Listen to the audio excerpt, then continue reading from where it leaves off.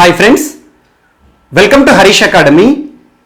ఈరోజు వార్తలు నిలిచిన జాతీయ, అంతర్జాతీయ, రాష్ట్రీయ అంశాల గురించి, వార్తలు నిలిచిన వ్యక్తులు, అవార్డులు, పుస్తకాలు, మరి క్రీడా సంబంధిత సమాచారం, ఒక్కొక్క అంశాన్ని వివరంగా తెలుసుకుందాం.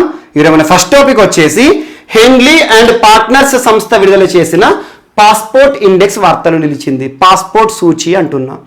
పోటీ పరీక్షలకు ప్రిపేర్ అవుతున్న ప్రతి ఒక్క అభ్యర్థి వార్తలు నిలుస్తున్న ఇండెక్స్ లేదా సూచీల పైన ప్రత్యేక శ్రద్ధ చూపండి.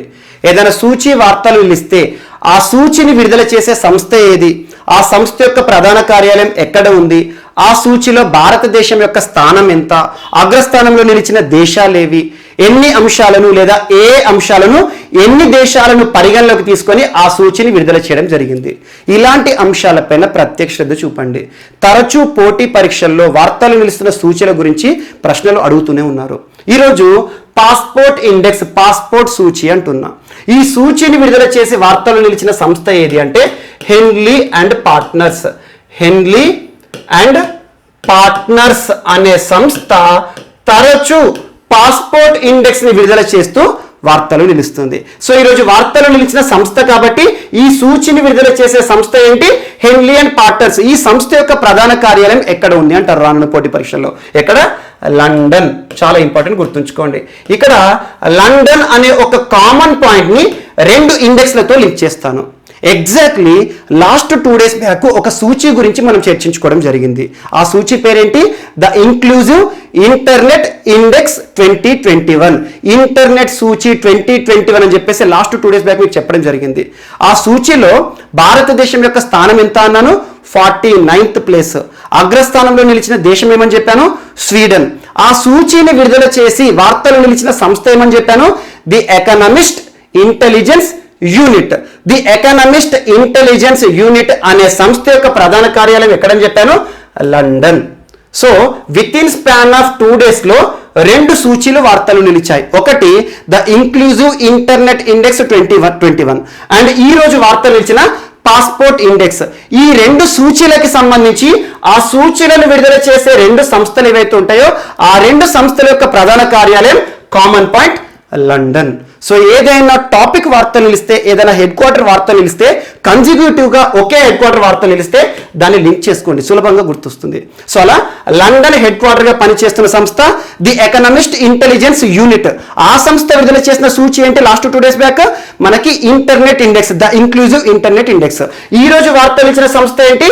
హెన్లీ అండ్ పార్ట్నర్స్. ఈ సంస్థ విడుదల చేసిన సూచి ఏంటి? Passport index. సో చాలా ఇంపార్టెంట్. సో ఈ సూచిలో భారతదేశం యొక్క స్థానం ఎంత అంటారు రానున్న పోటీ పరీక్షలో నేరుగా. అదేంటంటే 84th ప్లేస్ ఇండియా స్థానం. అండ్ ఇందులో టాప్ ప్లేస్ లో నిలిచిన దేశం ఏది అంటారు? టాప్ 3 గుర్తుంచుకోండి. టాప్ 3 ప్లేసెస్ గుర్తుంచుకుంటే చాలు ఏ కాంపిటేటివ్ ఎగ్జామ్ కైనా కూడా. టాప్ ప్లేస్ లో నిలిచిన దేశం Japan. First place Japan. Second వచ్చేసి సింగపూర్. అండ్ థర్డ్ వచ్చేసి Germany and south Korea. So రెండు దేశాలు కూడా థర్డ్ పొజిషన్లో ఉన్నాయి. అండ్ ఇక్కడ ఇండియా స్థానం వచ్చేసి 84th అంటున్నాను. ఇక్కడ ఈ దేశాలు సాధించిన స్కోర్ ఎంత అని కూడా ఖచ్చితంగా పోటీ పరీక్షలు అడిగే అవకాశం ఉంది. ఇక్కడ జపాన్ స్కోర్ ఎంత అంటే 193. సో 193 స్కోరుతో ఇటీవల హెన్లీ అండ్ పార్ట్నర్స్ అనే సంస్థ విడుదల చేసిన పాస్పోర్ట్ ఇండెక్స్ లో టాప్ ప్లేస్ లో నిలిచిన దేశం ఏది అంటే జపాన్. స్కోర్ వచ్చేసి 193. సెకండ్ ప్లేస్ ఏంటి? సింగపూర్ అని చెప్పాను. సింగపూర్ యొక్క స్కోర్ ఎంత అంటే 192. థర్డ్ ప్లేస్ లో ఉన్న జర్మనీ అండ్ సౌత్ కొరియా యొక్క స్కోర్ ఎంత అంటే 191.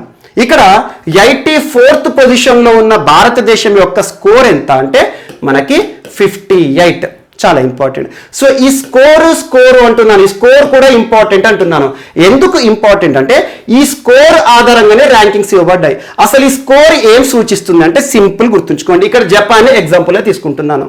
సో జపాన్ పౌరుడు ఎవరైతే జపాన్ పాస్పోర్ట్ ని పొందుతాడో అతను ప్రపంచంలోని 193 దేశాలకు వీసా ఫ్రీ ట్రావెల్ చేయొచ్చు. వీసా ఫ్రీ ట్రావెల్ అంటే ఏంటి? ఎగ్జాంపుల్ మనం ఇండియన్స్ ఎవరైతే ఒక పాస్పోర్ట్ పొందుతారో, భారత ప్రభుత్వం నుండి పాస్పోర్ట్ పొందుతారో, మినిస్ట్రీ ఆఫ్ ఎక్స్టర్నల్ అఫైర్స్ నుండి ఎక్కడికైనా వెళ్ళాలనుకుంటే అమెరికా కానీ, యూకే కానీ, ఆస్ట్రేలియా కానీ దేశం వదిలి ఏదైనా దేశానికి వెళ్ళాలంటే ఆ దేశం మనకు అనుమతులు ఇవ్వాలి. అది ఏదైనా కావచ్చు. ఆ అనుమతులు ఏమంటాము? వీసా అంటాము. ఆ వీసాలు చాలా రకాలుగా ఉంటాయి. టూరిస్ట్ వీసా అని, H1B వీసా అని, జాబ్ పర్మిట్ అని చాలా ఉంటాయి, L1 వీసాలు అని చెప్పేసి. సో అలా వీసా అంటే సింపుల్ మన యొక్క వాడుక భాషలో ఏమని చెప్పచ్చు? ఏదైనా ఒక దేశం వేరే దేశానికి చెందిన పౌరుడికి ఆ దేశానికి రమ్మని లేదా ఆ దేశాన్ని పర్యటించే అనుమతులు జారీ చేయడం అని చెప్పొచ్చు. సో అలా ఈ రోజు జపాన్ వార్త నిలిచింది 193 స్కోర్తో అని చెప్పాను. జపాన్ పౌరుడు ఎవరైనా జపాన్ పాస్పోర్ట్ కలిగి ఉన్న పౌరుడు ప్రపంచంలోని 193 దేశాలకు ఎలాంటి వీసా అనుమతులకు అప్లై చేయకుండానే వీసా ఫ్రీ ట్రావెల్ చేయొచ్చు అన్నట్టు. అంటే ప్రపంచంలో అత్యంత శక్తివంతమైన పాస్పోర్ట్ వ్యవస్థ కలిగిన దేశం ఏది? జపాన్. ఎందుకు మరి ఇంత వెసులుబాటు ఇవ్వడం జరిగింది జపాన్ పౌరులకి? జపాన్ పాస్పోర్ట్ కలిగిన వ్యక్తి కంటే జపాన్ పాస్పోర్ట్ పొందడమే చాలా సుదీర్ఘ ప్రక్రియ, చాలా కాంప్లికేషన్స్ ఉంటాయి, చాలా రెగ్యులేషన్స్ ఉంటాయి. సో ప్రభుత్వానికి సబ్మిట్ చేయాల్సిన డాక్యుమెంట్స్ చాలా ఉంటాయి.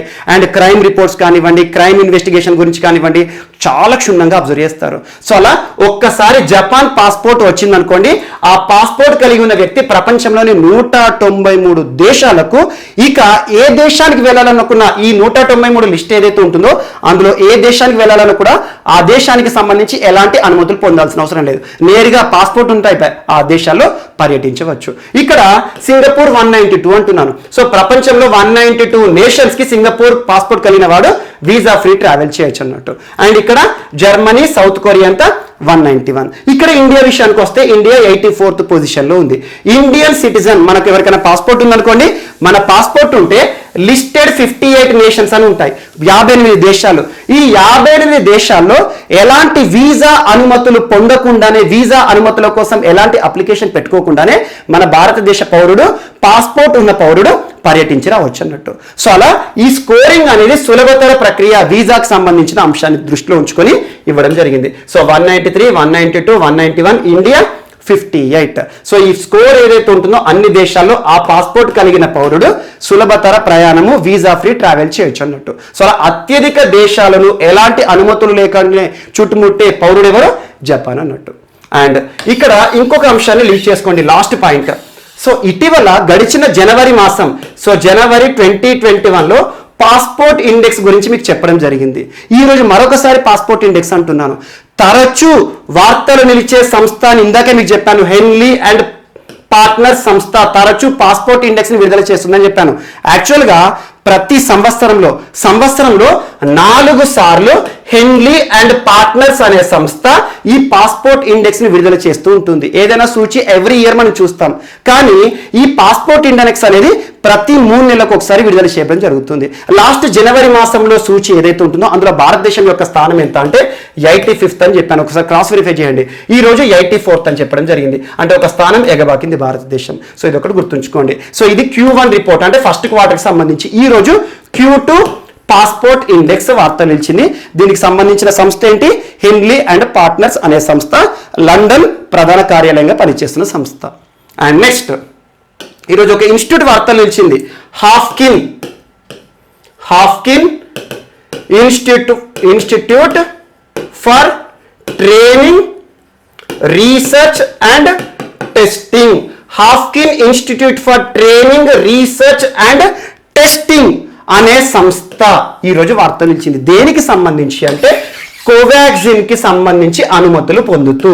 కోవాక్సిన్, సో ప్రస్తుతం భారతదేశంలో వ్యాక్సినేషన్ ప్రక్రియలో భాగంగా అత్యవసర అనుమతులు పొందిన ఒక వ్యాక్సిన్ కోవాక్సిన్. కోవాక్సిన్ ని తయారు చేసే సంస్థ ఏంటి? పూర్తి స్వదేశీ పరిజ్ఞానంతో మన స్వదేశీ సంస్థ తయారు చేసిన వ్యాక్సిన్ ఏది కరోనాకి సంబంధించి అంటే కోవాక్సినే. Bharat Biotech.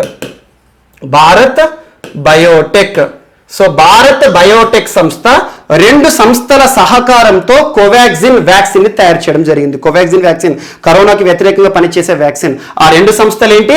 ICMR, Indian council of medical research, మరియు నేషనల్ ఇన్స్టిట్యూట్ ఆఫ్ వైరాలజీ. ఈ 2 సంస్థల సహకారంతో భారత్ బయోటెక్, హైదరాబాద్ ప్రధాన కార్యాలయంగా ఉన్న భారత్ బయోటెక్ సంస్థ కోవాక్సిన్ వ్యాక్సిన్ ని తయారు చేసింది. ఎందుకు ఇక్కడ NIV అంటున్నానంటే, ఏదైనా వ్యాక్సిన్ తయారు చేయాలంటే ఆ వ్యాక్సిన్ లో ఉండే సొల్యూషన్ ఉంటుంది కదా, అందులో ఆ వైరస్ యొక్క నమూనా ఉండాలి. మనం తీసుకునే కోవిషీల్డ్ కానివ్వండి, కోవాక్సిన్ కానివ్వండి, ఇటీవల అనుమతులు పొందిన స్పుత్నిక్ వి వ్యాక్సిన్ కానివ్వండి, రష్యాకి సంబంధించి గమేలియా ఇన్స్టిట్యూట్ అని చెప్పాను కదా.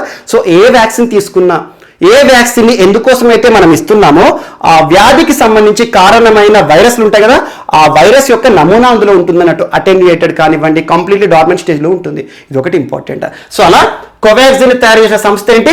భారత్ బయోటెక్. ఏ సంస్థల సహకారంతో? ఇదంతా ఓల్డ్ టాపిక్. ఈ రోజు ఏంటంటే Haffkine institute for training, research and testing ఎక్కడ ఉంది అంటే ఇది మహారాష్ట్రకి సంబంధించిన సంస్థ, మహారాష్ట్ర ప్రభుత్వానికి సంబంధించిన ఒక సంస్థ. ఈ సంస్థకి ఈరోజు కోవాక్సిన్ కి సంబంధించి ఫార్ములేషన్ టెక్నాలజీ అనుమతులు ఇచ్చింది భారత ప్రభుత్వం. ఫార్ములేషన్ టెక్నాలజీ అంటున్నాను. ఫార్ములేషన్ అంటే ఏంటి? మనం చూస్తూ ఉంటాం రకరకాల మెడిసిన్స్, టాబ్లెట్సే కానివ్వండి, సిరప్సే కానివ్వండి, ఇంజెక్షన్స్, వ్యాక్సిన్స్, ఏదైనా తీసుకోండి. ఒక మెడిసిన్ తీసుకుంటే రకరకాల ఫార్ములేషన్స్ ఉంటాయి. అంతెందుకు ఒక ఎగ్జాంపుల్, మనకు జ్వరానికి పనిచేసే మందు ఏంటి? యాంటీపైరెటిక్ అంటాం. సో యాంటీపైరెటిక్, ఈ పదాలను అర్థం చేసుకోండి. ఎప్పుడైనా మీకు తరచు చెప్తున్నాను, ఏదైనా పదం కనిపిస్తే దానికి క్షుణ్ణంగా అబ్జర్వ్ చేయండి, అక్కడే మనకు ఉద్దేశం తెలుస్తుంది. యాంటీపైరెటిక్ ఎప్పుడు ఇస్తారో ఒక పేషెంట్ కంటారు పోటీ పరీక్షల్లో. పైరో అనే పదం ఎక్కడ కనిపించినా అత్యధిక ఉష్ణోగ్రతల గురించి చెప్తుంది. అత్యధిక ఉష్ణోగ్రతలు, మన శరీరంలో అత్యధిక ఉష్ణోగ్రతలు ఎప్పుడు నమోదవుతాయి? జ్వరం వచ్చినప్పుడు. సో పైరెటిక్ కండిషన్స్ అన్నట్టు. సో ఇలాంటి పరిస్థితుల్లో మనకి ఇవ్వాల్సిన మెడిసిన్ ఏంటి? యాంటీగా పైరెటిక్ పనిచేసే మెడిసిన్. అందుకే యాంటీపైరెటిక్ అంటాం. అంటే టెంపరేచర్ ని డ్రాప్ చేసే మెడిసిన్. అందుకే మనం పారాసిటమాల్ ఇస్తాం. ఎగ్జాంపుల్ ఫర్ యాంటీపైరెటిక్ మెడిసిన్ ఏంటి? పారాసిటమాల్. సో ఇప్పుడు పారాసిటమాల్ అని చెప్తే మనకు మెడికల్ షాప్లో మందు దొరకదు. ఏం చెప్తాము? డోలో 650 అని, లేకపోతే కాల్పాల్ అని, రకరకాల బ్రాండ్ నేమ్లు చెప్తాం. సో ఇక్కడ పారాసిటమాల్ అనే యాక్టివ్ ఫార్మాస్యూటికల్ ఇంగ్రీడియంట్ ఏపీఐని ఆధారంగా చేసుకొని భారతదేశంలో వివిధ ఫార్మాస్యూటికల్ సంస్థలు ఏవైతే ఉంటాయో ఆ ఫార్మాస్యూటికల్ సంస్థలు అన్ని వాడే మూల పదార్థం ఏంటి? పారాసిటమాలే. కాకపోతే ఈ పారాసిటమాల్ ఫార్ములేషన్ ని మార్పులు చేసి ఒక్కొక్క బ్రాండ్ నేమ్ తో ఒక్కొక్క మోడ్ ఆఫ్ ఇన్ఫెక్షన్ ఇస్తారు. అంటే ఏంటంటే మనకు ఓరల్ అడ్మినిస్ట్రేషన్ కానివ్వండి, ఇంజెక్షన్ ఐవి రూట్ కానివ్వండి, ఇలా ఇస్తారు. కానీ అన్నిట్లో ఉండే కామన్ ఏంటి? జ్వరానికి పనిచేసేది పారాసిటమాల్. సో ఇవి గుర్తుంచండి. ఇక్కడ ఈ వ్యాక్సిన్ ఏదైతే ఉంటుందో కోవాక్సిన్, కరోనాకి వ్యతిరేకంగా పనిచేస్తుంది కదా మన శరీరంలో. ఈ వ్యాక్సిన్ వేస్తే ఏమవుతుంది? ఆటోమేటిక్గా మనకు ఇమ్యూనిటీ పెరుగుతుంది, లేదా యాంటీబాడీస్ ఉత్పత్తి అవుతాయి. ఇలాంటి పరిస్థితుల్లో కోవిషీల్డ్ ఉంది, మనకు కోవాక్సిన్ ఉంది, స్పుత్నిక్ వి ఉంది. ఒక్కొక్క వ్యాక్సిన్ కి ఒక్కొక్క ఫార్ములేషన్ ఉంటుంది. ఒక్కొక్క సంస్థ వారు రూపకల్పన చేసిన ఒక్కొక్క ఫార్ములేషన్ ఉంటుంది. సో ఈ కోవాక్సిన్ వ్యాక్సిన్ ఎలా అయితే తయారు చేయాలి ఎవరికి తెలుస్తుంది? భారత్ బయోటెక్ మాత్రమే తెలుస్తుంది. సో అలా భారత్ బయోటెక్ వారు ఈ కోవాక్సిన్ ఫార్ములేషన్ ని వీరితో పంచుకోబోతున్నారు అన్నట్టు. ఎందుకు? ప్రస్తుతం సెకండ్ వేవ్ ఆఫ్ కరోనా విపరీతంగా కేసులు నమోదవుతున్నాయి. ఇలాంటి పరిస్థితుల్లో మనకు వ్యాక్సినేషన్ ప్రక్రియని వేగవంతం చేయాలని భారత ప్రభుత్వం భావిస్తోంది. ఈ జూన్ మాసం కల్లా కనీసం 25 కోట్ల మంది ప్రజలకు వ్యాక్సినేషన్ పనులను ముగించాలనుకుంటుంది. మరి వ్యాక్సినేషన్ ముగించాలి, వ్యాక్సినేషన్ వేగవంతం చేయాలంటే ఏం కావాలి? వ్యాక్సిన్ కావాలి. అలా భారత్ బయోటెక్ ఒక్కటే ఈ వ్యాక్సిన్ తయారు చేయాలంటే చాలా టైం పడుతుంది. అయితే ఏం చేస్తుంది? భారత్ బయోటెక్ వారు రూపకల్పన చేసిన కోవాక్సిన్ ఫార్ములేషన్ టెక్నాలజీని వీరికి అప్పచెప్తారన్నట్టు సీక్రెట్ గా. వీరేం చేస్తారు? కోవాక్సిన్ వ్యాక్సిన్ ఉత్పత్తి చేస్తారు. మరి ఫార్ములేషన్ టెక్నాలజీ సంబంధించి ఏ సంస్థ అనుమతులు ఇవ్వడం జరిగింది అంటారు? Department for science and technology.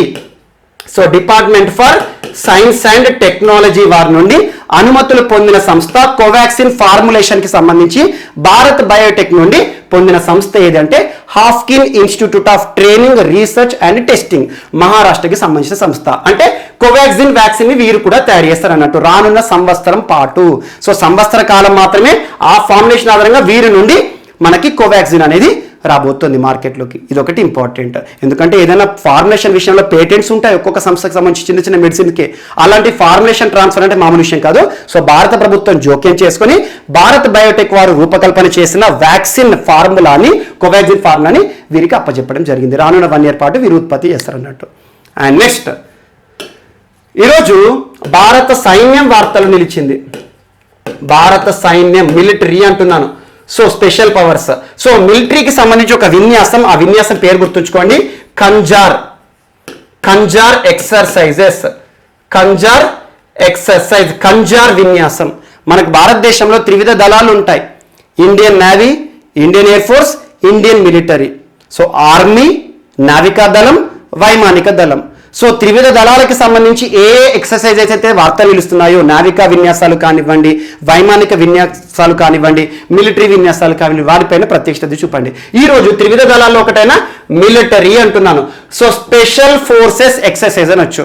భారతదేశానికి సంబంధించి మిలిటరీ. సో మిలిటరీ వారు ఎవరైతే ఉంటారో వారు జరుపుతున్న ఒక విన్యాసం కంజార్ ఎక్సర్సైజ్. ఇది ఎక్కడ జరుగుతుంది అంటే ఇండియాలో కాదు, ఇండియన్ ఆర్మీకి మరియు ఏ దేశానికి సంబంధించిన సైన్యంతో సంయుక్తంగా జరుపుతున్న విన్యాసం కంజార్ విన్యాసం అని అడుగుతారు పోటీ పరీక్షలు. గుర్తుంచుకోండి, కిర్గిస్తాన్. సో కిర్గిస్తాన్ సైన్యం, కిర్గిస్తాన్ మిలిటరీ వారు లేదా కిర్గిస్తాన్ ఆర్మీ. ఇటీవల కిర్గిస్తాన్ దేశాధ్యక్షుడు వార్తల వ్యక్తుల కింద 2 సార్లు మనం చర్చించుకున్నాం వార్తల వ్యక్తులు ఇటీవలే. సో సాదిర్ జపరోవ్ ప్రస్తుతం కిర్గిస్తాన్ దేశాధ్యక్షుడిగా ఉన్నాడు. అండ్ కిర్గిస్తాన్ ప్రస్తుతం హెడ్ క్వార్టర్ వచ్చేసి లేదా క్యాపిటల్ ఏంటి అంటారు, బిష్కెక్. గుర్తుంచుకోండి, బిష్కెక్ అనేది కిర్గిస్తాన్ యొక్క హెడ్ క్వార్టర్ లేదా క్యాపిటల్, అంటే ఆ దేశం యొక్క రాజధాని. సో ఇక్కడ ఎందుకు ఈ హెడ్ క్వార్టర్ గురించి చెప్తున్నానంటే, ఇటీవల భారత సైన్యం ఏ దేశానికి చెందిన సైన్యంతో సంయుక్త విన్యాసము కంజార్ మిలిటరీ ఎక్సర్సైజ్ ని చేయడం జరిగింది, ప్రదర్శించడం జరిగింది. అంటే సో కిర్గిస్తాన్ సైన్యంతో ఎక్కడ చేశారంటే బిష్కెక్ కేంద్రంగా జరగడం జరిగింది. సో చాలా ఇంపార్టెంట్. ఏదైనా దేశానికి సంబంధించి మనం సంయుక్త విన్యాసాలు వార్తలు ఇచ్చినటువంటి ఎక్కడ జరుగుతున్నాయి, ఆ దేశంలో జరుగుతుందా, ఇండియాలో జరుగుతుందా, త్రివిధ దళాల్లో ఏ ఆర్మీకి సంబంధించి ఏ సైన్యానికి సంబంధించింది, ఇది ఒకటి ఖచ్చితంగా గుర్తుంచుకోండి. ఈరోజు 8th ఎడిషన్ ఆఫ్ కంజార్ విన్యాసం వార్తలు నిలిచింది. 8th ఎడిషన్ అంటున్నాను. ఈ కంజార్ పేరుతో సైనిక విన్యాసం, సంయుక్త సైనిక విన్యాసాలు భారత్ కిర్గిస్తాన్ సంబంధించి ఎప్పటి నుండి ప్రారంభమయ్యాయంటే 2011 సంవత్సరం నుండి. 2011 సంవత్సరం నుండి ఆల్మోస్ట్ రెగ్యులర్ గా ప్రతి సంవత్సరం జరుగుతాయి. ఈ సంవత్సరం 8th edition of Khanjar military exercise తో ఈ రోజు వార్తలు ఇచ్చారు. రానున్న 2 వారాల పాటు వీటిని నిర్వహించడానికి ఇండియన్ ఆర్మీ కిర్గిస్తాన్ కి చేరుకోవడం జరిగింది. చాలా ఇంపార్టెంట్, గుర్తుంచుకోండి. నేరుగా ఒకే ఒక ప్రశ్న అడుగుతారు. ఇటీవల వార్తలు ఇచ్చిన కంజార్ మిలిటరీ ఎక్సర్సైజ్ ఏ దేశాలకు సంబంధించి అంటే ఇండియా ఎలాగో ఉంటుంది. సో కిర్గిస్తాన్ కి సంబంధించింది. కిర్గిస్తాన్ దేశాధ్యక్షుడు సాదిర్ జపరోవ్ ఇటీవల 2 సార్లు వార్తలు ఇచ్చారు కాబట్టి తన పేరు చెప్పాను. సో కిర్గిస్తాన్ యొక్క రాజధాని ఏంటి, బిష్కెక్ ప్రధాన కేంద్రంగా మిలిటరీ విన్యాసాలు జరుగుతున్నాయి. మిలిటరీ విన్యాసాలు ఏంటంటే high altitude exercises, high mountainous exercises. So పర్వతాల అధిరోహణ ఏ రకంగా చేయాలి, ఇలాంటి వాటి విషయంలో ఇరు దేశాలకు సంబంధించిన సైన్యము సంయుక్తంగా ప్రదర్శిస్తారు అన్నట్టు. సో ఒక మిలిటరీ విన్యాసం కంజార్ మిలిటరీ ఎక్సర్సైజ్ ఈరోజు వార్తలు ఇచ్చింది. కిర్గిస్తాన్ కి సంబంధించి, ఇండియాకి సంబంధించి రానున్న 2 వారాల పాటు నిర్వహణ జరుగుతుంది ప్రస్తుతం. అండ్ నెక్స్ట్, సో ప్రపంచంలోనే వైటెస్ట్ పెయింట్ వార్తలు నిలిచింది. వైటెస్ట్ పెయింట్ అంటున్నాను. పెయింట్ అంటే మనం గోడకు వేసే పెయింట్ ఉంటుంది కదా, ఏదైతే ఉంటుందో ఆ పెయింట్ కి సంబంధించి ప్రపంచంలోనే అతి తెల్ల పెయింట్, అతి శ్వేత పెయింట్ అనొచ్చు. దీనికి సంబంధించి ఏ శాస్త్రవేత్తలు అత్యంత తెల్లని పెయింట్ ని రూపకల్పన చేసి ఇటీవల వార్తలు ఇచ్చారంటే యుఎస్ సైంటిస్ట్స్. యుఎస్ కి సంబంధించి పర్డ్యూ అనే ఒక యూనివర్సిటీ, సో ఈ పేరు గుర్తుంచుకోండి, పర్డ్యూ యూనివర్సిటీ శాస్త్రవేత్తలు ఇటీవల ప్రపంచంలోనే అత్యంత తెల్లని పెయింట్ ని రూపకల్పన చేయడం జరిగింది. తెల్లని పెయింట్ అంటే ఏంటంటే సింపుల్ గా చూడండి. యాక్చువల్గా వైట్ పెయింట్ యొక్క స్పెషాలిటీ ఏంటంటే మనకు సన్ రేస్ ఏవైతే ఉంటాయో ఆ సన్ రేస్ కొంత అబ్జర్వ్ చేసుకొని మిగతా అంతా కూడా రిఫ్లెక్ట్ చేస్తాయి. సో ఇక్కడ అబ్జర్ప్షన్ కెపాసిటీ పైన వాటి యొక్క వెచ్చదనము లేకపోతే చల్లనిదనము ఆధారపడి ఉంటుంది. కామన్ గా వైట్ పెయింట్ తయారు చేయడానికి వాడే కెమికల్ ఏంటంటే calcium carbonate. So calcium carbonate ని ఉపయోగించి, ఈ కెమికల్ ని ఉపయోగించి వైట్ పెయింట్ ని తయారు చేస్తారు. ఇప్పటివరకు ప్రపంచం అంతా కూడా వైట్ పెయింట్ ని తయారు చేయడంలో కీలక పదార్థం ఏంటంటే కాల్షియం కార్బోనేట్. కానీ మొట్టమొదటిసారి బేరియం సల్ఫేట్ ని ఉపయోగించి ప్రపంచంలోనే అత్యంత తెల్లని పెయింట్ రూపకల్పన చేశారు పర్డ్యూ అనే శాస్త్రవేత్తలు, అమెరికా శాస్త్రవేత్తలు. గుర్తుంచుకోండి, ఆ యూనివర్సిటీ పేరు కూడా అవసరం లేదు. సో దీని యొక్క ప్రత్యేకత ఏంటంటే ఇప్పటి వరకు వైట్ పెయింట్ ఏదైతే ఉంటుందో, మనం ఏదైనా పాలిష్ చేసామనుకోండి, గోడకు వైట్ పెయింట్ వేసామనుకోండి, అక్కడ సూర్యకిరణాలు పడితే 90% రిఫ్లెక్ట్ చేస్తాయి. సో రిఫ్లెక్ట్ ఎక్కువగా చేసాయనుకోండి, ఆటోమేటిక్ గా ఈ ప్రాంతం చల్లగా ఉంటుంది. ఈ రోజు అత్యంత తెల్లని పెయింట్ అని చెప్తున్నాను కదా, దీని యొక్క ప్రత్యేకత ఏంటంటే ఏదైనా సూర్యకిరణాలు పడ్డప్పుడు 99% మళ్ళీ రిఫ్లెక్ట్ చేయడం జరుగుతుంది. కేవలం 1% మాత్రమే అబ్జర్వ్ చేయడం జరుగుతుంది. ఇక్కడ అబ్జర్ప్షన్ కెపాసిటీ ఆ గోడకు కానీ ఆ సర్ఫేస్ కి కానీ ఎక్కువగా అబ్జర్ప్షన్ కెపాసిటీ తక్కువ ఉందనుకోండి, అక్కడ చల్లదనం ఎక్కువ ఉంటుంది. సో కంపేర్ టు నార్మల్ పెయింట్ల కంటే అత్యంత చల్లని పెయింట్ అనొచ్చు. ఎందుకంటే absorption capacity of sun rays అనేది వెరీ లెస్ గా ఉంటుంది. ఇప్పటి వరకు మనకు న్యాచురల్ గా దొరికే వైట్ పెయింట్స్ యొక్క అబ్జర్ప్షన్ కెపాసిటీ ఎంత అంటే జస్ట్ 5 to 10% ఉంటుంది. సో ఈ రోజు అబ్జర్ప్షన్ కెపాసిటీ కేవలం 1% మాత్రమే. అండ్ ఇప్పటి వరకు మనకు మార్కెట్లో దొరికే పెయింట్స్ ఏవైతే ఉంటాయో, వైట్ పెయింట్స్ ఏవైతే ఉంటాయో 90% ని రిఫ్లెక్ట్ చేస్తాయి. ఈ రోజు అత్యంత తెల్లని పెయింట్ బేరియం సల్ఫేట్ ఆధారంగా తయారు చేయబడిన పెయింట్ ఏదైతే ఉంటుందో 99% సూర్యకిరణాలు దాని పైన పడితే ఏవైతే ఉంటాయో ఆ వేడిని రిఫ్లెక్ట్ చేస్తాయి. సో వేడిని ఎక్కువగా రిఫ్లెక్ట్ చేస్తున్నాయి కాబట్టి చల్లగా ఉంటాయి అన్నట్టు. సో అలా అత్యంత చల్లని అత్యంత తెల్లని పెయింట్ రూపకల్పన చేసి యుఎస్ శాస్త్రవేత్తలు ఈరోజు వార్తలు ఇచ్చారు. నేరుగా ఒకటి గుర్తుంచుకోండి, ఇటీవల వార్తలు ఇచ్చిన వైటెస్ట్ పెయింట్ ఏదైతే ఉంటుందో దాన్ని తయారు చేయడానికి శాస్త్రవేత్తలు వాడిన కెమికల్ ఏంటి అంటారు. ఇప్పటివరకు కన్వెన్షనల్ వాడే కెమికల్ ఏంటి అంటారు. కాల్షియం కార్బోనేట్ ఏమో నార్మల్గా మనం చూసే పెయింట్లో ఉంటుంది. సో బేరియం సల్ఫేట్ అంటే మనకు ఈ రోజు వీరు రూపకల్పన చేయడం జరిగింది. సో కలర్లో కూడా వైటిష్ అనేది ఎక్కువగా ఉంటుంది. సర్వసాధారణంగా మనకి ఎండాకాలంలో రూఫ్ పైన కూడా వైట్ కలర్ వేస్తారు చూడండి. ఆటోమేటిక్గా వైట్ కలర్ యొక్క ఉద్దేశం ఏంటంటే అబ్జర్ప్షన్ కెపాసిటీ అనేది తక్కువగా ఉంటుంది, ఎక్కువగా రిఫ్లెక్షన్ చేస్తుంది అన్నట్టు వేడి మొత్తాన్ని కూడా. ఆటోమేటిక్గా మనకు కింద ఫ్లోర్లో ఉండే వారికి చల్లగా ఉంటుంది ఆ వైట్ పెయింట్ వేస్తే. సో అలాంటిది అన్నట్టు. అండ్ ఇంకొకటి దీనికి వ్యతిరేకంగా బ్లాక్ పెయింట్ కూడా ఉంటుంది. ఇప్పటి వరకు ప్రపంచంలో అత్యంత నల్లని పెయింట్ ఏంటంటే వంటా బ్లాక్. ఈ పేరు కూడా గుర్తుంచుకోండి. సో వంటా బ్లాక్ యొక్క ప్రత్యేకత ఏంటంటే 99% అబ్జర్ప్షన్ కెపాసిటీ ఉంటుంది. 99% అంటే ఏంటి, దీనిపైన ఏదైనా వేడి పడింది అనుకోండి, సూర్యకిరణాలు పడి అనుకోండి, 99% అబ్జర్వ్ చేస్తాయి. అదే వైట్ పెయింట్ అయితే 99% రిఫ్లెక్ట్ చేస్తున్నాడు. సో దీనికి వ్యతిరేకంగా ఉండే ప్రపంచంలో అత్యంత నల్లని పెయింట్ ఏంటంటే వంటా బ్లాక్ పెయింట్. దీన్ని ఇక్కడే లింక్ చేసుకోండి సరిపోతుంది. అండ్ నెక్స్ట్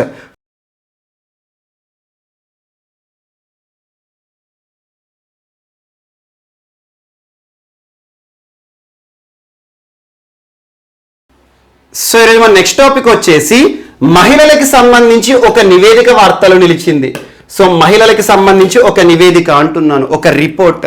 ఈ రిపోర్ట్ పేరేంటంటే my body is my own, నా శరీరం నా సొంతం అనే పేరిట ఇటీవల ఒక నివేదికను విడుదల చేసి వార్తలు నిలిచిన ప్రముఖ సంస్థ ఏది అంటారు? UNFPA. United nations population fund అంటాం. సో ఐక్యరాజ్య సమితికి సంబంధించిన ఒక సంస్థ UNFPA, United nations population fund వారు విడుదల చేసిన ఒక నివేదిక my body is my own ఇటీవల వార్తలు నిలిచింది. ఇది ఎవరికి సంబంధించింది అంటున్నాను? సో మహిళలకి సంబంధించి. సో మహిళలకి సంబంధించి ప్రస్తుతం ఎలాంటి పరిస్థితులను ఎదుర్కొంటున్నారు ప్రపంచవ్యాప్తంగా అని చెప్పేసి ఈ నివేదిక కొన్ని కీలకమైన గణాంకాలను వెలువడించడం జరిగింది. సో యుఎన్ఎఫ్పిఏ ఈ సంస్థ వార్తలు ఇచ్చింది కదా. సో ఇటీవల వార్తలు ఇచ్చిన UNFPA, United nations population fund యొక్క ప్రధాన కార్యాలయం ఎక్కడ ఉంది, ఏ దేశంలో ఉంది అంటారు? సో న్యూయార్క్ ప్రధాన కార్యాలయంగా పనిచేస్తుంది. న్యూయార్క్ ఎక్కడ ఉంది? యుఎస్ఏ. సో న్యూయార్క్ ప్రధాన కార్యాలయంగా పనిచేస్తున్న యుఎన్ఎఫ్పిఏ. ప్రస్తుతం యుఎన్ఎఫ్పిఏ చీఫ్ ఎవరు అంటే నటాలియా కనెమ్. నటాలియా అని గుర్తుంచుకోండి సరిపోతుంది. సో యుఎన్ఎఫ్పిఏ విడుదల చేసిన my body is my own, నా శరీరము నా సొంతం, ఎవరికి సంబంధించి అంటున్నాను? మహిళలకి సంబంధించి. ఇందులో కొన్ని గణాంకాలను చూద్దాం. ప్రస్తుతం ప్రపంచవ్యాప్తంగా దాదాపు 57 దేశాలు, ప్రపంచంలోని 57 దేశాల్లో దాదాపు 50% మహిళలు తన శరీరం పైన తనకే ఎలాంటి అధికారం లేని పరిస్థితులను ఎదుర్కొంటున్నారంట. అంటే తన శరీరానికి సంబంధించి ఎలాంటి నిర్ణయాలు నేను తీసుకోవాలని చెప్పేసి కనీసం వారి ఓన్ బాడీ పైన, వారి శరీరం పైన వారికి ఎలాంటి నిర్ణయాధికారం లేకుండా బ్రతుకుతున్న వారు ఎంతమంది అట? ప్రపంచంలోని 57 దేశాల్లో 50% మంది మహిళలు. మరియు దాదాపు ప్రపంచంలోని 20 దేశాల్లో ఆల్మోస్ట్ 20 కంట్రీస్లో మహిళ ఎలాంటి పరిస్థితిని ఎదుర్కొంటుందంటే, ఎగ్జాంపుల్ ఎవరైనా లైంగిక దాడికి గురైన మహిళ ఉందనుకోండి, లైంగిక దాడికి గురైన ఒక బాలిక ఉందనుకోండి. అలా లైంగిక దాడికి గురైన బాలిక ఎవరైతే ఉంటారో ఆ లైంగిక హింసకి కారణమైన వ్యక్తి ఉంటారు కదా, పురుషుడు. ఆ వ్యక్తి ఆ లైంగిక దాడి చేశాడు కాబట్టి తనను వివాహం చేసుకోవడం ద్వారా తనను శిక్ష నుండి కూడా తప్పించుకునే మార్గాలు ఉన్నాయంట. అంటే ఒక దాడి చేసిన మహిళ పైన ఒక దాడి చేసినా కూడా తర్వాత వివాహం చేసుకుంటే ఆ వ్యక్తి పైన, ఆ దాడి చేసిన వ్యక్తికి ఎలాంటి శిక్ష ఉండదంట. సో అలాంటి దేశాలు ప్రస్తుతం ప్రపంచంలో 20 ఉన్నాయంట. మరియు ప్రపంచంలోని దాదాపు 43 దేశాల్లో, ప్రపంచంలో ఈ 43 దేశాలు ఏంటి ఆ లిస్ట్ అన్న అవసరం లేదు, ప్రపంచంలోని దాదాపు 43 దేశాల్లో వివాహమైన మహిళలు ఎవరైతే ఉంటారో, అంటే వివాహిత అయిన మహిళ ఎవరైతే ఉంటారో వారిపైన ఏమైనా దుర్మార్గాలు కానివ్వండి, ఏమైనా దాడులు జరిగాయి అనుకోండి, ఆ దాడులు వివాహిత మహిళల పైన జరుగుతున్న దాడులు ఏవైతే ఉంటాయో ఆ దాడులను అరికట్టాలి, పరిష్కార మార్గం కోసం అసలు ఎలాంటి చట్టాలు లేవట. అంటే వివాహమైన మహిళల పైన జరుగుతున్న దాడులు ఏవైతే ఉంటాయో ఆ దాడులకు అడ్డుకట్ట వేసే చట్టాలే లేవట. ఎక్కడ? దాదాపు ప్రపంచంలోని 43 దేశాల్లో. అండ్ దాదాపు ప్రపంచంలోని 30 దేశాల్లోని మహిళలు ఎలాంటి పరిస్థితిని ఎదుర్కొంటున్నారంటే, కనీసం ఏ రకంగా బ్రతకాలి, ఏ రకంగా బయట తిరిగే స్వేచ్ఛ కానివ్వండి, మహిళ బయట తిరగడంలో స్వేచ్ఛ పైన కూడా చాలా వరకు కూడా నియంత్రణ చర్యలు పాటిస్తున్నారంట. అంటే మహిళ ఇంటి నుండి బయటికి రావాలంటే కూడా చాలా పెద్దల నుండి కానివ్వండి, తన తరపున తన తోబుట్టల నుండి కానివ్వండి చాలా పర్మిషన్స్ తీసుకొని మరి బయటికి రావాల్సిన పరిస్థితి అంట. ఒక రకంగా చెప్పాలంటే ఈ గణాంకాలన్నీ అవసరం లేదు. సో మహిళకి సంబంధించి ప్రస్తుతం ఎలాంటి పరిస్థితులను మహిళ ఎదుర్కొంటుంది అనే అంశాలను ఇతివృత్తంగా చేసుకొని UNFPA సంస్థ my body is my own అనే ఒక నివేదికతో ఈరోజు వార్తలు నిలిచింది. అండ్ చాలా వరకు కూడా లైంగిక హింస జరుగుతుంది మహిళకి సంబంధించి. కొన్ని దేశాల్లో ఎలా ఉంటుందంటే లైంగిక హింస నుండి మహిళలను లేదా బాలికలను కాపాడడానికి వారి యొక్క పెద్దలు ఎవరైతే ఉంటారో ఆ బాలిక లేదా మహిళకి సంబంధించిన పెద్దవారు ఉంటారు కదా, సో తన ఇంట్లో వారే తనకి సంబంధించి చాలా చర్యలు చేస్తున్నారట. ఏంటంటే ఎగ్జాంపుల్ మనకి జననేంద్రియాలు ఉంటాయి కదా, సో జననేంద్రియాలు ఏవైతే ఉంటాయో జననేంద్రియాల వైకల్యం చేస్తున్నారంట. ఎగ్జాంపుల్ చూడండి, భారతదేశంలో ఒక కమ్యూనిటీ ఉంది దావుదీ బోరా అని చెప్పేసి. దావుదీ బోరా అనే ఒక కమ్యూనిటీ, ఒక ముస్లిం కమ్యూనిటీ అనుకోండి. దావుదీ బోరా కమ్యూనిటీలో మహిళలు ఎదుర్కొనే ఒక సమస్య ఏంటంటే female genital mutilation. Female genital mutilation అంటే ఏంటి? జెనిటల్ అంటే ఏంటి? మహిళ యొక్క జననేంద్రియ అవయవం అన్నట్టు. సో అలాంటి అవయవాన్ని కూడా కొన్ని వైకల్యాలు చేస్తారన్నట్టు. సో అలాంటి వైకల్యం జననేంద్రియ అవయవాలు ఏవైతే ఉంటాయో వాటి వైకల్యం వాటిని తొలగించడం ద్వారా కానివ్వండి, ఇలాంటివి చేయడం ద్వారా మహిళను హింస నుండి కాపాడుకోవచ్చు అని చెప్పేసి ఇలాంటి దారుణకు కూడా ముందుకు వస్తున్నారంట. సో ఇలాంటి అంశాలు ఏవైతే ఉంటాయో ఇలాంటి అంశాలను ఇతివృత్తంగా చేసుకొని my body is my own అనే ఒక నివేదిక ఈరోజు వార్తలు ఇచ్చింది. రానున్న పోటీ పరీక్షలో ఒకే ఒక ప్రశ్న అడుగుతారు, ఈ గణాంకాలు ఏంటి ఇవన్నీ అడిగారు. ఇంకా ఇందులో చాలా ఉన్నాయి. గణాంకాలు ఏం చెప్పారంటే ఆల్మోస్ట్ ప్రపంచంలోని 56% దేశాల్లో ఇప్పటికీ కూడా లైంగిక విద్యను చట్టబద్ధం చేయలేదంట. లైంగిక విద్యను చట్టబద్ధం అంటే ఏంటి? సో సెక్సువల్ ఎడ్యుకేషన్ ఏదైతే ఉంటుందో రిప్రొడక్టివ్ సిస్టమ్ గురించి కానివ్వండి, సో సెక్సువల్ ఎడ్యుకేషన్ పట్ల ప్రజల్లో అవగాహన కల్పించే విద్య విషయంలో చట్టబద్ధం కూడా చేయని దేశాలు ప్రపంచంలోని దాదాపు 56% దేశాలు ఉన్నాయంట. సో ఇలాంటి అంశాలన్నీ కూడా ఇతివృత్తం చేసుకొని my body is my own అనే ఒక నివేదిక ఈరోజు వార్తలు ఇచ్చింది. ఏ సంస్థ విడుదల చేసింది? United nations population fund.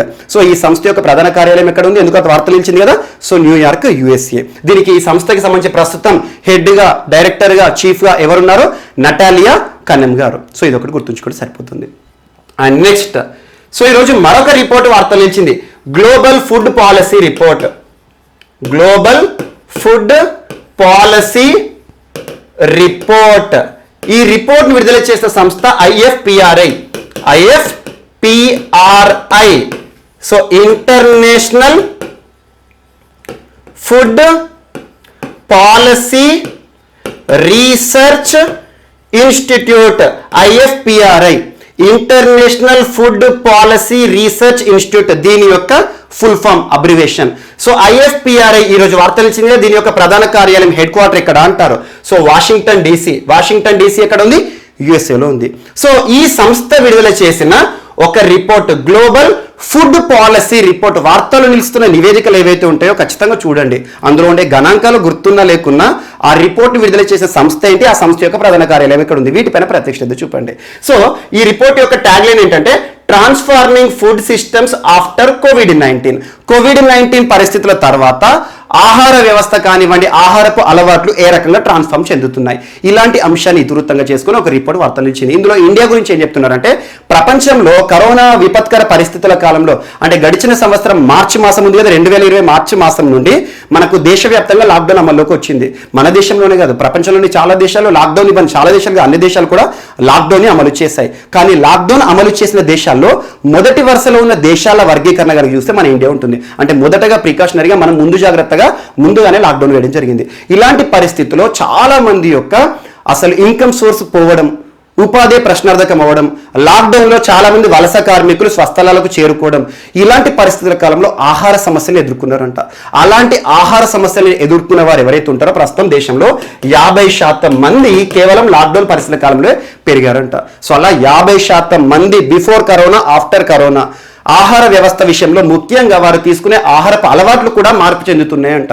ఎందుకంటే దొరికిన ఫుడ్ తీసుకోవడము, ఎందుకంటే మనకి ఇష్టం వచ్చిన ఫుడ్ తీసుకోవాలంటే మన చేతిలో డబ్బులు కూడా ఉండాలి. అలాంటి డబ్బే లేని పరిస్థితి చాలా మంది చూస్తున్నారు ఇలాంటి పరిస్థితుల్లో. సో అలా ఆహారపు అలవాట్ల వ్యవస్థ ఏ రకంగా మారింది అని చెప్పేసి ఒక నివేదిక ఈరోజు వార్తలు ఇచ్చింది, నేరుగా గుర్తుంచుకోండి. So IFPRI, so international food policy research institute వారు విడుదల చేసిన నివేదిక global food policy report, global food ప్రపంచవ్యాప్తంగా ఆహార సంబంధిత ఒక నివేదిక 2021 వార్తలు ఇచ్చింది. Transforming food systems after COVID-19. So COVID-19 తర్వాత ఏ రకంగా ఆహారపు అలవాట్లు మారుతున్నాయి అనే ఇతివృత్తం ఆధారంగా. అండ్ నెక్స్ట్, సో ఈరోజు వార్తలు ఇచ్చిన ఒక ఒప్పందం మినిస్ట్రీ ఆఫ్ టూరిజం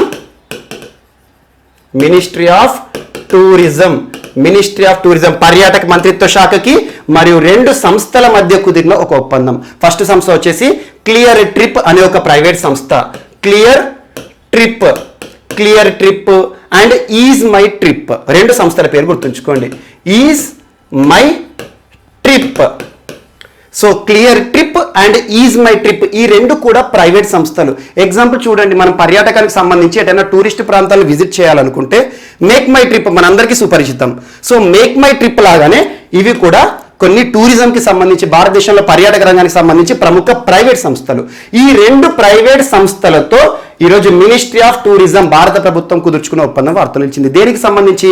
టూరిజంకి సంబంధించి ప్రైవేట్ సంస్థలతో ఒప్పందం అంటే ఏంటి? భారతదేశంలో టూరిజం సెక్టార్ని అభివృద్ధి చేయడం. సో ప్రస్తుతం చూడండి, ఈ కరోనా విపత్కర పరిస్థితుల కాలంలో టూరిజం సెక్టార్ మొత్తం కూడా స్తంభించిపోయింది. దారుణమైన నష్టాలు. ప్రపంచ జీడిపి పర్యాటక రంగానికి సంబంధించి ప్రపంచ జీడిపిలో భారీ తరుగుదల చూసాము. ప్రపంచం అంతా స్తంభించిపోయింది. విదేశీ పర్యాటకులు రాకపోవడం, దేశీయ పర్యాటకుల భాగం కూడా ఇటీవల చాలా రాష్ట్రాలు కూడా మా రాష్ట్రాన్ని సందర్శించండి, మా పర్యాటక ప్రదేశ్ సందర్శించండి అని చెప్పేసి అరుణాచల్ ప్రదేశ్, ఉత్తరాఖండ్, మధ్యప్రదేశ్, కేరళ ఇలాంటి రాష్ట్రాలు చాలా వరకు ఆకర్షక పథకాలతో కూడా వార్తలు ఇచ్చే టూరిజం కూపన్స్ అని చెప్పేసి. సో ఇవన్నీ మనం చూస్తున్నాం. అలా టూరిజం సెక్టార్కి అభివృద్ధి చేయడానికి, పర్యాటక రంగాన్ని ముందుకు తీసుకెళ్ళడానికి భారత ప్రభుత్వం ఈ 2 సంస్థలకు ప్రత్యేక ప్రోత్సాహకాలు ఇస్తుంది. అందులో భాగంగా ఈ 2 సంస్థల తరపున కూడా మనకు హాస్పిటాలిటీ మేనేజ్మెంట్ ఏదైతే ఉంటుందో, ముఖ్యంగా హాస్పిటాలిటీ మేనేజ్మెంట్ అంటే ఏంటి? భారతదేశంలో పర్యాటక రంగానికి సంబంధించి రిక్రియేషన్ సెంటర్స్ అన్నట్టు, వాటికి సంబంధించి ఎక్కడైతే పర్యాటక ప్రాంతాలు ఉంటాయో ఆ అభివృద్ధి చెందిన ప్రాంతాలన్నిటి కూడా వీరికి సంబంధించిన యాప్లలో అప్లోడ్ చేస్తారు. ఏ ప్రాంతాల్లో వీక్షించాలన్నా కూడా భారత ప్రభుత్వం తరపున అధికారికంగా వీటి నుండి మనకు నమోదు ప్రక్రియ జరుగుతుందండి. నమోదు ప్రక్రియ అంటే ఏంటి? సో ఏదైనా ప్రాంతానికి వెళ్ళాలంటే సో భారత ప్రభుత్వం వీటి నుండి ఇచ్చే పర్యాటక ప్రదేశాలు ఏవైతే ఉంటే వీరు చూపించే మనకు ఇటినరీ ఉంటుంది కదా, ఆ ఇటినరీల విషయంలో వీరికి ప్రభుత్వం హామీ ఇస్తుంది అన్నట్టు. అంటే అక్కడ రక్షణ సంబంధిత అంశాలు దృష్టిలో ఉంచుకోవడం ఇలాంటివన్నీ చూస్తారు. సో నేరుగా ఒక అంశం గుర్తుంచుకోండి. ఇటీవల వార్తలు ఇచ్చిన ఒక ఒప్పందం 2 ప్రైవేట్ సంస్థలకి సంబంధించి is my trip and clear trip అనే సంస్థలతో కేంద్ర మంత్రిత్వ శాఖ ఒప్పందం కుదుర్చుకుంది అంటారు. సో ఈ ట్రిప్ అని కాబట్టి ఆటోమేటిక్గా పర్యాటక రంగానికి సంబంధించి సో మినిస్ట్రీ ఆఫ్ టూరిజం ఇది ఒకటి గుర్తుంచుకోండి. అండ్ వీటికి సంబంధించి అన్ని కూడా సాఫ్ట్వేర్ డెవలప్మెంట్ కానివ్వండి, సో సాంకేతిక సాయం కానివ్వండి, కేంద్ర ప్రభుత్వానికి సంబంధించి సాతి మరియు నిధి అనే యాప్ల ద్వారా కల్పిస్తుంది భారత ప్రభుత్వం. సాతి అండ్ నిధి అనే యాప్లు గుర్తుంచుకోండి. అండ్ నెక్స్ట్, ఈరోజు ల్యాబ్ ఆన్ వీల్స్ యాక్చువల్గా ఒక స్టూడెంట్ అడిగారు కామెంట్ రూపంలో, ఇటీవల వార్తలు ఇచ్చిన ల్యాబ్ ఆన్ వీల్స్ అనేది ఏ ప్రాంతానికి సంబంధించి సార్ ఒకసారి చెప్పండి అని చెప్పారు. యాక్చువల్లీ ఇది లాస్ట్ వీక్ వార్తలు ఇచ్చింది, అంతగా ఇంపార్టెన్స్ ఏం లేదు. సో ఢిల్లీ ప్రభుత్వం ముఖ్యంగా మనీష్ సిసోడియా గారు ఢిల్లీకి సంబంధించి ప్రస్తుతం విద్యాశాఖ మంత్రిగా విధులు నిర్వర్తిస్తున్నారు. సో మనీష్ సిసోడియా గారు ఢిల్లీ టెక్నాలజికల్ యూనివర్సిటీ వారు రూపకల్పన చేసిన ల్యాబ్ ఆన్ వీల్స్ అనే ఒక కార్యక్రమాన్ని ఆవిష్కరించడం జరిగింది. ఇక్కడే అర్థం చేసుకోండి, ల్యాబ్ ప్రయోగశాల దేనికి సంబంధించి? వీల్స్ పైన. అంటే ఏంటి? ఒక మొబైల్ ల్యాబ్ని రూపకల్పన చేయడం జరిగింది. ఏవైతే ఉంటాయో రన్నింగ్ బస్సెస్ ఉంటాయి కదా, సో అలా ఈ వెహికల్స్ ఏవైతే ఉంటాయో, మూవ్మెంట్ వెహికల్స్ ఏవైతే ఉంటాయో, రన్నింగ్ బస్సెస్ కానివ్వండి, వాటిలో కొన్ని సిస్టమ్స్ని ఏర్పాటు చేస్తారు.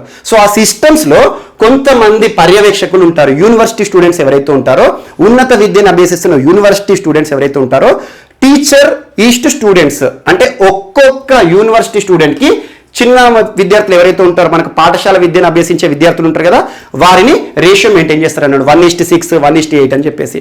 సో అలా ఈ మూవ్మెంట్ వెహికల్స్ ఏవైతే ఉంటాయో ఒక మొబైల్ ల్యాబ్ సౌకర్యం కల్పించి ప్రభుత్వ విద్యాభ్యాసం చేస్తున్న వారు ఎవరైతే ఉంటారో, అంటే ప్రభుత్వ పాఠశాలలో విద్యాభ్యాసం చేసే వారికి ల్యాబ్ సౌకర్యాలు ఉండవు, అంటే కంప్యూటర్ టెక్నాలజీ తెలియదు, కంప్యూటర్ లాంగ్వేజెస్ రావు. సో అలా ప్రభుత్వ విద్యా సంస్థల్లో విద్యాభ్యాసం చేస్తున్న విద్యార్థులు ఎవరైతే ఉంటారో వారందరికీ కూడా షిఫ్ట్ వైజ్గా ఇందులో కల్పించబడిన ల్యాబ్స్ ఏవైతే ఉంటాయో, కంప్యూటర్ ల్యాబ్స్ ఏవైతే ఉంటాయో వాటి ద్వారా శిక్షణను కల్పించే కార్యక్రమం. నేరుగా గుర్తుంచుకోండి. సో ఢిల్లీ ప్రభుత్వం ప్రారంభించడం జరిగింది ల్యాబ్ ఆన్ వీల్స్. సో ఎవరు రూపకల్పన చేశారు ఈ ప్రోగ్రామ్, ఎవరి ఆధ్వర్యంలో నిర్వహించబడుతుంది అంటే Delhi technological university. So technological అంటున్నాను, టెక్నాలజీ అంటే ఆటోమేటిక్గా కంప్యూటర్ సంబంధిత అంశం అనుకోండి. సో కంప్యూటర్ల పైన వీరికి కావాల్సిన ప్రోగ్రామింగ్ కానివ్వండి, లాంగ్వేజెస్ కానీ నేర్పిస్తారు అన్నట్టు. ఎవరి ఆధ్వర్యంలో? యూనివర్సిటీ స్టూడెంట్స్ ఆధ్వర్యంలో నేర్పిస్తారు అన్నట్టు. ఇది ఒకటి ఇంపార్టెంట్. అండ్ నెక్స్ట్, సో ఈరోజు నాసా వార్తలో నిలిచింది. సో నాసా అమెరికాకి సంబంధించి అంతరిక్ష పరిశోధన సంస్థ. ఇటీవల నాసా తరచు వార్తలు నిలుస్తుంది. నిన్న క్లాస్లో కూడా మనం చూసాం, లైవ్ క్లాస్లో. సో నాసాకి సంబంధించి క్రూ మిషన్ అని చెప్పేసి. సో ఈ ప్రస్తుతం రానున్న ఏప్రిల్ 22వ తేదీన నాసా ఆధ్వర్యంలో స్పేస్ ఎక్స్ వారి ఆధ్వర్యంలో ఒక ప్రైవేట్ రాకెట్ ద్వారా 4 వ్యోమగాములను ఇంటర్నేషనల్ స్పేస్ స్టేషన్కి పంపించబోతున్నారు నాసా వారు. సో అలా నాసా ఇటీవల తరచు వార్తలు నిలుస్తుంది. ఈరోజు నాసా ఆధ్వర్యంలో ఒక అనౌన్స్మెంట్ వార్తలు నిలిచింది. అదేంటంటే ఫస్ట్ విమెన్ ని మూన్ పైన ప్రవేశపెట్టబోతోంది నాసా. సో ఫస్ట్ విమెన్ అంటే ఇప్పటి వరకు చంద్రుని పైన అడుగుపెట్టిన వ్యక్తులను కనుక అబ్జర్వ్ చేయండి. సో ఇప్పటి వరకు మహిళ లేదు అమెరికాకి సంబంధించి ఏదైనా కూడా. సో అలా ఒక మొట్టమొదటి మహిళను అమెరికా నాసా ఆధ్వర్యంలో, సో నాసా అమెరికా ప్రభుత్వానికి సంబంధించి ఒక మహిళను రానున్న 2024 సంవత్సరం చంద్రుని పైకి పంపించబోతున్నారంట. సో చంద్రుని పైకి 2024లో అమెరికా ప్రతిష్టాత్మక కార్యక్రమం ఏంటి? Artemis programme. చాలా ఇంపార్టెంట్. ఇటీవల కౌన్ బనేగా కరోడ్పతి కార్యక్రమంలో ₹1 కోసం అడిగిన ప్రశ్న. ఆర్టెమిస్ ప్రోగ్రామ్ ఏ దేశానికి సంబంధించింది, ఏ స్పేస్ ఏజెన్సీ చేస్తుంది అంటారు.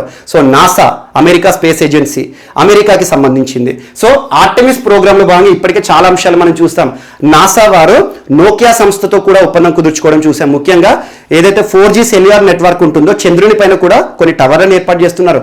అమెరికా ప్రతిష్టాత్మకంగా చేయబోతున్న ఆర్టెమిస్ ప్రోగ్రాంలో భాగంగా మొట్టమొదటిసారి చంద్రుని పైన ఒక మహిళను కూడా పంపించబోతున్నామని చెప్పేసి నాసా చేసిన కీలక అనౌన్స్మెంట్ ఈరోజు వార్త నిలిచింది. ఆ నాసాకు సంబంధించి ఇంకొక అనౌన్స్మెంట్ కూడా ఈరోజు వార్త నిలిచింది. సో ఇటీవల నాసా ఆధ్వర్యంలో మార్స్ మిషన్ మనం చర్చించుకున్నాం. పర్జర్వరెన్స్ అని చెప్పేసి ఒక రోయర్ గురించి చర్చించాం చాలాసార్లు.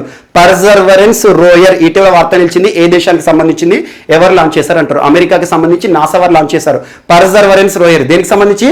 అంగారకుడు, అరుణ గ్రహం పైన రెడ్ ప్లానెట్ మార్స్కి సంబంధించి, మన ఇండియాకి మంగళయానం, యుఏఈకి హోప్ మిషన్, అలా మనకి చైనాకి సంబంధించి Tianwen ప్రయోగం, ఇవన్నీ కూడా మార్స్ పైన ప్రయోగాలు. సో అలా పర్జర్వరెన్స్ లో భాగంగా వారు ఒక హెలికాప్టర్ని కూడా పంపించారు. అలా హెలికాప్టర్ సంబంధించి ఈరోజు నాసా ఏం అనౌన్స్ చేసిందంటే ఈ రోజు సోమవారం రోజున మార్స్ పైన ఒక హెలికాప్టర్ కూడా టేక్ ఆఫ్ చేసుకోబోతుందట. అంటే అరుణ గ్రహం పైన మొట్టమొదటిసారి ఒక హెలికాప్టర్ కూడా ఎగరబోతోంది నాసా ఆధ్వర్యంలో. అంటే ఏంటంటే ఇంజెన్యూటీ హెలికాప్టర్ ప్రయోగం చేయబోతున్నారు. దానికి సంబంధించి వీడియోస్ అన్ని కూడా రిలీజ్ చేస్తామని చెప్పారు. ఆ వీడియోస్ ఎవరు చేస్తారు?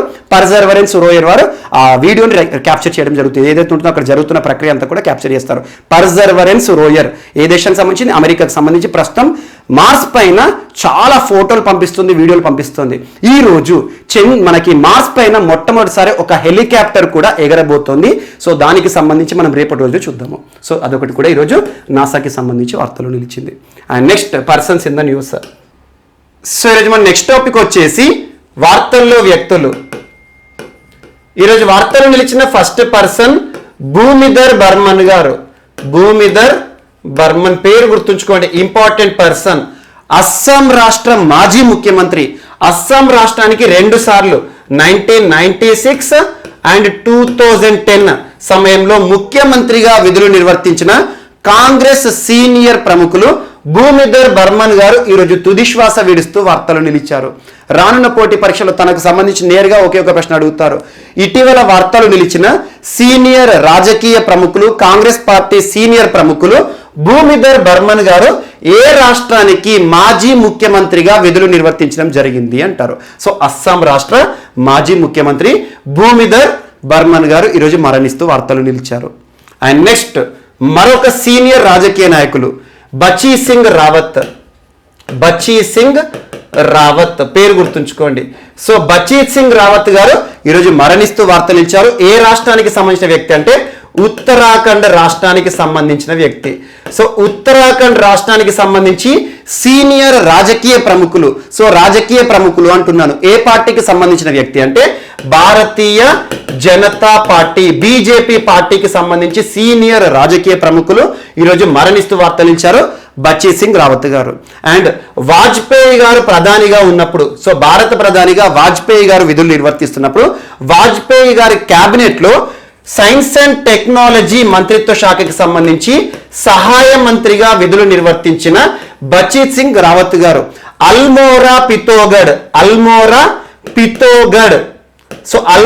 పితోగఢ్ అనే లోక్సభ కాన్స్టిట్యుయెన్సీకి సంబంధించి, సో లోక్సభ నియోజకవర్గం నుండి 2 సార్లు ఎంపీగా గెలుపొందిన వ్యక్తి బచ్చీ సింగ్ రావత్ గారు బీజేపీ సీనియర్ ప్రముఖులు అండ్ వాజ్పేయి ప్రభుత్వంలో సీనియర్ మంత్రిగా గుర్తింపు పొందిన వ్యక్తి ఈరోజు మరణిస్తూ వార్తలు ఇచ్చారు. నేరుగా గుర్తుంచుకోండి, ఇటీవల మరణించిన వ్యక్తి రాజకీయ ప్రముఖులు బచ్చీ సింగ్ రావత్ గారు ఏ రాష్ట్రానికి సంబంధించిన వ్యక్తి అంటారు. సో ఏ రాష్ట్రానికి అంటే కొన్ని పేర్లు, కొంతమంది వార్తలు నిలిచిన వ్యక్తుల పేర్లు కనుక మనం అబ్జర్వ్ చేస్తే వారి యొక్క ట్యాగ్ నేమ్ ఆధారంగా వారు ఏ రాష్ట్రానికి సంబంధించిన వ్యక్తి మనం గుర్తించగలుగుతాం.